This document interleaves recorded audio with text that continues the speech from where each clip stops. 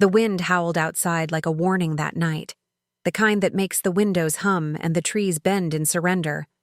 Inside the quiet old house on Cedar Hill Road, Emma sat by the fireplace, pretending not to notice how tense everything felt. She wasn't alone. Across from her sat Daniel, the man she'd shared this house with for almost a year.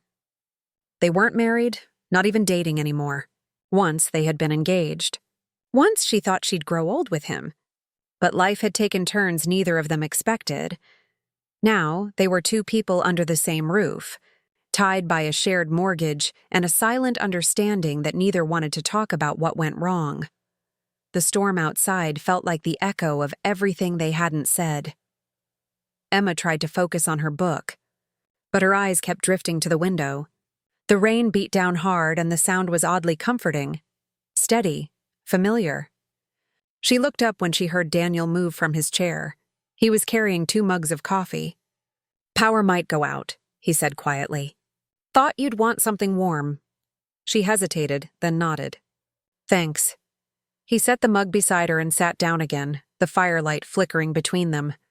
For a few minutes, neither spoke. The silence wasn't uncomfortable, but it wasn't peaceful either. It was full of things left unspoken, memories that still lived in the corners of the house. "Do you remember the last storm?" Daniel finally said, looking into the fire. Emma's heart skipped. Of course she did. It was the night he proposed on the back porch, with lightning splitting the sky. She remembered laughing, saying it was a sign, that their love could survive anything. But that was before her mother's accident, before she moved back home for months, before the long-distance calls turned short, and before the warmth between them cooled into quiet distance. She took a slow sip of her coffee. "Yeah," she said softly. "I remember." The lights flickered, and for a moment the house was swallowed by darkness. Then the generator hummed faintly, enough to keep the fire and a single lamp alive. Daniel smiled faintly. "Still works," he murmured. "Barely," Emma said. They both laughed, a real laugh, the first one in weeks. It was strange how something as simple as a shared storm could bring back a piece of what used to be. As the night deepened, the wind grew louder. Branches scraped against the windows and thunder rolled closer. Emma stood and checked the back door. "I think the latch is loose again," she said. Daniel stood too. "I'll take care of it." He grabbed a flashlight and stepped into the kitchen. Emma followed, more out of habit than concern. She hated storms, always had. When he pulled the door shut and secured it, a sudden crash of thunder shook the walls. She flinched, nearly spilling her coffee. Without thinking, Daniel reached out and steadied her arm. "It's just thunder," he said softly. She looked up at him, her heart racing. For a second, she forgot how complicated things were. The closeness felt familiar, safe, but she stepped back, breaking the moment. "Yeah," she whispered. "Just thunder." They returned to the living room, both a little quieter now. The fire crackled, and the air smelled of wet pine and smoke. Daniel sat on the floor beside the hearth this time. Emma sat across from him. He glanced up. "You still planning to move out after winter?" She hesitated. They had agreed months ago that one of them would sell their half of the house once spring came. She hadn't realized how soon that was. "I don't know," she said. "I haven't really thought about it lately." He nodded slowly. "Maybe you should." There was no anger in his tone, just resignation. That somehow made it hurt more. Outside, the storm intensified. Rain hit the roof like thrown gravel. Then suddenly, a loud crack. The lights went out completely. The generator failed. Emma froze. "Daniel?" "I've got it," he said, fumbling for his flashlight. But the batteries must have died. The house was pitch black. Then, a loud thud from upstairs. Emma's breath caught. "What was that?" Daniel's voice lowered. Probably just a loose shutter. But they both knew it didn't sound like that. It sounded like footsteps. He stood, motioning for her to stay near the fire. "I'll check," he said quietly. She grabbed his sleeve. "Wait, don't go alone." He met her eyes. "Emma, it's fine. I'll be right back." The wind screamed through the chimney. The house creaked like it was alive. And as Daniel disappeared up the dark stairway, Emma felt a chill deeper than the cold. Something about that night, about the sound she'd just heard, told her that nothing was going to be the same again. The storm outside didn't ease. It grew worse. The old house shuddered with every gust, and rain lashed the windows like angry fingers. Emma stood frozen by the fireplace, watching Daniel's flashlight flicker briefly at the top of the stairs before disappearing into the dark hallway. Her pulse thudded in her ears. The house suddenly felt too big, too hollow. She told herself it was just the wind, just the storm. But something in her chest said otherwise. She waited. 1 minute, then 2. Daniel? She called out.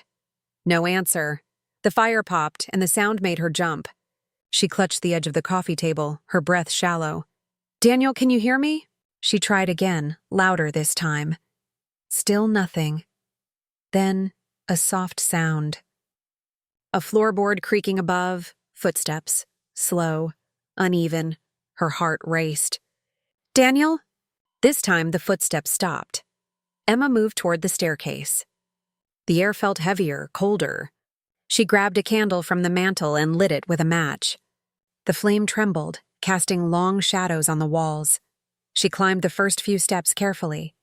Each one groaned under her weight. Daniel, this isn't funny, she whispered, though her voice barely carried. When she reached the landing, the hall stretched ahead, dark, narrow, silent. The guest room door was open. The one across the hall, her old bedroom, was closed. She hesitated, candlelight trembling in her hand. Then a voice, low and strained, came from behind the closed door. Emma? Relief washed over her. Daniel, are you okay? He sounded confused. Did you just come upstairs? Her brow furrowed. Yes, I was worried. Then who's in the hallway? The words froze her blood. She spun around, candlelight shaking wildly. But the hallway was empty, or seemed empty. The candle flickered, and for the briefest second, she thought she saw movement, a shadow slipping past the end of the hall. Her hand trembled. Daniel, stay where you are, she said. She took a step forward, the floor creaking beneath her. The shadow didn't move again. Maybe it was her imagination. Maybe. Suddenly Daniel opened the bedroom door. His face was pale in the candlelight. The attic hatch was open, he said quietly. It wasn't like that before. Emma's eyes widened. Open? How? I don't know, he admitted. But something moved up there. I heard it. For a moment, they just stood there. 2 people caught between fear and disbelief. Maybe an animal got in, Emma said, her voice shaking. Maybe, Daniel replied, though he didn't sound convinced. Let's check it tomorrow. There's nothing we can do right now. He placed a hand on her shoulder, a steadying touch. She didn't pull away. Come on, he said softly. Let's go back downstairs. They returned to the living room, both pretending to be calm. The fire was dimmer now, the logs nearly burned through. Daniel found a blanket and tossed it over Emma's shoulders. You're freezing. Thanks, she murmured. He sat across from her again, eyes on the flames. You still hate storms? Always, she said with a faint smile. They make me feel small, he nodded. They used to make me feel alive. Now I just feel tired. There was a sadness in his voice that made her chest tighten. They fell quiet again, listening to the rain hammering the roof. Emma's thoughts drifted to the attic. She'd always hated that space, dusty, full of memories they'd boxed up when they decided to take a break. Old photographs, love letters, gifts they couldn't throw away. Maybe the past really did find its way back down tonight. She sighed. Do you ever wish we'd tried harder? Daniel looked up slowly. Every day. His honesty startled her. I thought you were done trying, she said softly. I was, he admitted. Until tonight.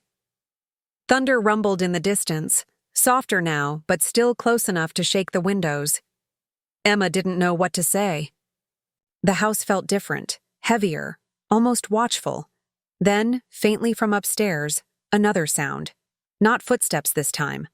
A slow dragging scrape, Daniel stood immediately. That's not an animal. Emma's heart pounded. Daniel, please don't go back up there. He looked at her, then at the ceiling. We can't just ignore it. She stepped closer. Then I'm coming with you. They climbed the stairs together this time, one candle between them. The hallway looked even darker now, and the attic hatch above hung slightly ajar. Daniel grabbed a broom handle and pushed it shut. The noise stopped instantly. He turned to her. See? Probably just wind, she nodded, exhaling shakily. Right, just wind. They started to turn away.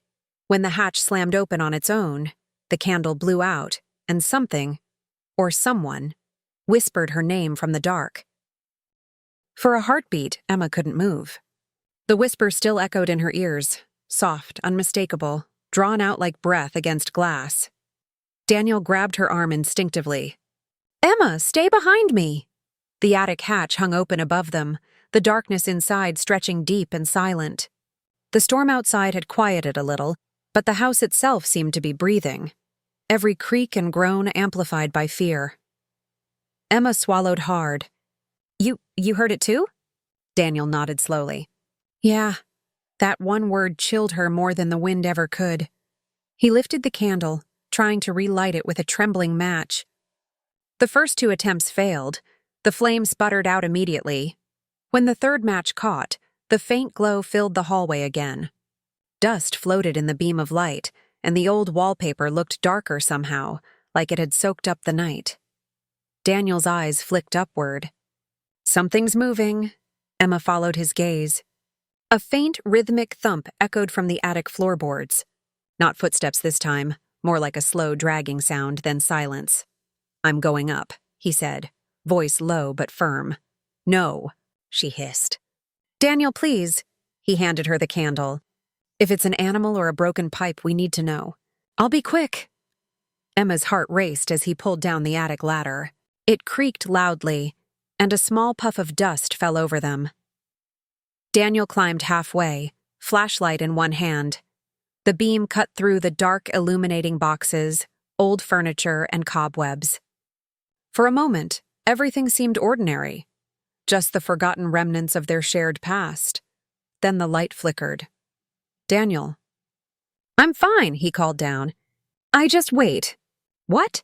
There's something here. Emma's pulse pounded in her throat. What do you mean, something? He didn't answer right away. She could hear him shifting boxes, moving cautiously. Then, in a tone somewhere between disbelief and fear, he said, Emma, it's your mother's old music box. She froze. That's impossible. I donated that after she passed. I'm looking at it right now, he said. It's playing. The soft, haunting tune began drifting down from the attic. A melody Emma hadn't heard since childhood. It was her mother's favorite. The sound filled the hallway, slow and fragile, almost human in its sadness. Emma's eyes filled with tears. Daniel, please come down, please. He started to climb down, flashlight shaking. But before he reached the floor, the light blinked once. Twice, then died completely. Daniel? She cried out. Stay back! He shouted. Something heavy crashed above. A box or maybe a trunk. Dust rained down and the music box went silent. Emma screamed his name again. Then, out of the dark, his hand found hers. He stumbled down the last few steps, coughing. It fell, he gasped. I didn't see what made it move. They hurried downstairs, slamming the attic hatch closed behind them. The silence that followed felt suffocating. In the living room, Daniel dropped onto the couch, his face pale and streaked with dust. Emma sank beside him. What happened? I don't know, he said. It wasn't an animal. It felt like someone was up there with me. Her throat tightened. And the music box? He hesitated. It stopped when the trunk fell. When I looked again, it was gone. Gone? He nodded, like it never existed. The wind outside had faded to a soft rain. The worst of the storm was over, but the unease between them grew thicker. Emma wrapped her arms around herself. You think I'm imagining this, don't you? Daniel shook his head. No, I think this house remembers more than we want it to. She met his eyes, tired, scared, and honest. "What are you saying?" she whispered. He hesitated. "I'm saying maybe we weren't the only ones who stayed. Neither of them spoke for a long time." The fire had burned low, just glowing embers now. Emma thought about her mother's music box, about the nights she used to fall asleep listening to that melody while her mother hummed along. Her voice broke the silence. "When I was a kid, she told me storms could wake memories. That sometimes the wind carried voices that never left home." Daniel glanced at her. "You think that's what's happening?" "I don't know," she said softly. "But something doesn't want us to leave. Outside..." The last rumble of thunder faded into the distance. Inside, the grandfather clock in the corner ticked steadily until it stopped at midnight exactly. Then, faintly from somewhere deep in the house, the melody began again. The same lullaby. Slow, deliberate. And this time, both of them heard a woman's voice singing along. The song drifted through the air like smoke, soft, distant, and impossibly familiar. Emma froze. Her eyes met Daniel's, both of them pale in the dim light of the dying fire. Neither spoke. They just listened. The voice was low, almost tender. It carried through the walls, echoing faintly from upstairs, or maybe from the attic. The same lullaby her mother used to sing when she was small. Emma's hand shook as she whispered, "That's her song, Daniel." "I hear it too," he murmured. "But that can't be possible." The house was still except for the rain ticking softly against the windows. The melody wove through the silence, every note slow and deliberate. Emma stood slowly. "We have to see where it's coming from." Daniel rose too, shaking his head. "Emma, we've already been up there. Whatever's doing this, it's not something we can explain." "I don't care," she said. "I need to know." He hesitated, then sighed. "All right. But we do this together." She nodded. They took the candle again, climbed the stairs carefully, step by cautious step. The flame threw moving shadows against the walls, long and wavering. The song grew clearer as they reached the landing. "Emma," Daniel whispered. "Listen." The melody was coming from the closed guest room. The same room Emma's mother had stayed in when she was alive. Emma's breath caught. "That room's been locked since..." She trailed off. Daniel nodded. "Since the funeral." "I know." She reached for the doorknob. It turned easily, unlocked. The door creaked open. Inside, the air felt colder, heavier.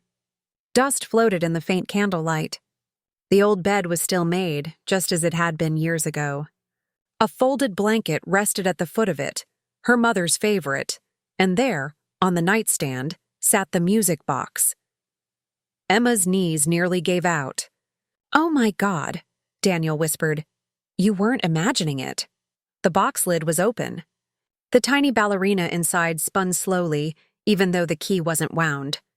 The lullaby played softly, the same fragile tune that had haunted them all night.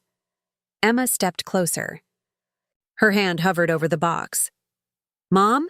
she whispered. The music stopped. The ballerina froze mid-turn. Then the lid shut on its own. Daniel pulled Emma back instinctively. "Don't touch it again." But Emma couldn't take her eyes off it.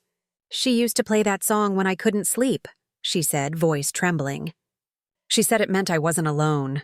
Daniel looked at her gently. "Maybe she's trying to remind you of that." They stood there in silence, the only sound the soft patter of rain on the roof. Then, a sudden knock. 3 slow, distinct raps on the doorframe behind them. Emma turned sharply. The hallway was empty. "Daniel?" she whispered. He shook his head. "It wasn't me." The candle flickered violently. Then, faintly, the whisper came again. The same voice as before. "Don't leave." Emma's eyes filled with tears. "Daniel," she said that. He stepped closer to her. "We should go downstairs." But Emma couldn't move. "It's like she doesn't want me to go."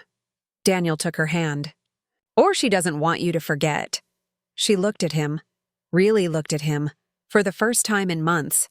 His face was tired, worried. But there was something else in his eyes, too. Care. They stood there, hand in hand between the past and the present. Emma, he said quietly, maybe this house isn't haunted by your mother. Maybe it's haunted by everything we left unsaid. She stared at him, her voice barely a whisper. You mean us? He nodded slowly. We tried to move on, but we never really did. Maybe that's why we stayed here. Maybe we both needed closure. Her throat tightened. I don't know if I can let go. He gave a small, sad smile. Maybe you don't have to. Maybe it's not about letting go. Maybe it's about remembering. The candle flame steadied, no longer flickering. The air grew warmer. The weight of the room seemed to lift, just slightly. Emma turned back to the music box. It was still, silent, and peaceful now, as if the storm had finally passed inside and out. She whispered, "Good night, Mom." Then, for the first time all night, she felt calm. They left the room hand in hand, closing the door behind them. Back in the living room, Daniel added another log to the fire. The flames sprang up, bright and warm. Emma sat beside him on the rug. Neither spoke for a while. The storm had faded completely now. When Daniel finally broke the silence, his voice was soft. "Do you think she's really gone?" Emma shook her head slowly. "No, I think she's still here. Just quieter now," he nodded.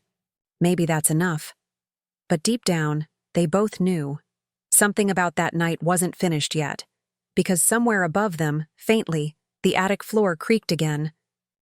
The sound was faint, a single creak from above. But in the silence that followed, it felt louder than thunder. Emma and Daniel froze where they sat. The firelight flickered, throwing their shadows onto the walls. Daniel turned his head slowly toward the ceiling. "You heard that, right?" Emma nodded, her pulse quickening. "Yes, same place as before." The quiet that followed was heavy, like the whole house was holding its breath. "I thought this was over," she whispered. Daniel's voice was calm, steady. "Maybe it will be. Let's check, one last time." They climbed the stairs again, but this time the air felt different. Not cold, not heavy, just still. The candlelight glowed softly as they moved down the hall toward the attic. The hatch was closed. No whisper, no movement, no sound. Daniel placed his hand against it and listened. Nothing. He turned back to Emma. Maybe the house just settled. She didn't answer right away. Her eyes drifted to the guest room door, the one that held her mother's music box. It was slightly ajar. Emma walked over, pushed it open gently. The room was as they'd left it, calm, undisturbed, except the music box lid was open again. The ballerina spun slowly, soundlessly this time. No song, no movement in the air. Just a quiet, graceful turn, as if acknowledging her. Emma smiled through tears. "It's okay," she whispered. "You can rest now." The ballerina stopped mid-spin. The lid closed softly, and with that the candle flame steadied, unmoving, strong. Daniel stepped beside her, his voice low. "It's really over." They went back downstairs, finally exhaling the fear that had been pressing on them all night. The storm was gone. The sky outside was clearing, pale light breaking through the thinning clouds.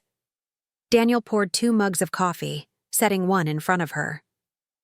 "For the record," he said quietly, "I'm not staying in this house alone again." Emma laughed, the sound breaking through the tension like sunlight. "You won't have to." He looked up, surprised. "You're not leaving?" She shook her head. "Not yet, I think. Maybe this house still has something to teach us." They sat by the fire as dawn began to color the windows pink and gold. The quiet felt peaceful now, not empty, not haunted. Just alive. Emma looked around at the old wooden beams, the framed photos, the worn furniture. All the small pieces of a life built together, even if they hadn't realized it. She turned to Daniel. "You ever think some things happen to remind us what matters?" He nodded. "I do now." Their eyes met, and for the first time in months there was no distance between them. When the clock struck 7, the house felt still again. Not in fear, but in rest. Emma stood and walked to the window. The morning light touched the wet grass outside, sparkling like glass. The storm had left everything washed clean. Behind her, Daniel spoke softly. "You okay?" She smiled faintly. "Yeah, I think I finally am." He stepped beside her, following her gaze out the window. "So, what happens next?" Emma turned toward him, eyes warm. "We live. And we remember." Hours later, after breakfast, she went upstairs one last time to check the guest room. The music box was gone. Only a small note sat where it had been. Emma picked it up with shaking hands. The handwriting was familiar, gentle, curved, unmistakable. "My sweet girl, you were never alone. Love doesn't end. It just changes shape." A tear rolled down her cheek. She folded the note and held it close to her heart. That night, when the rain began again, soft and steady, Emma didn't feel afraid. She and Daniel sat by the fire once more, wrapped in the same blanket, sipping coffee in silence. Outside, thunder murmured faintly in the distance. Inside, the house was warm, peaceful, whole, and when the wind brushed softly against the window panes, it almost sounded like a lullaby, the same song, only quieter now. The storm had passed, and this time it left something beautiful behind, the end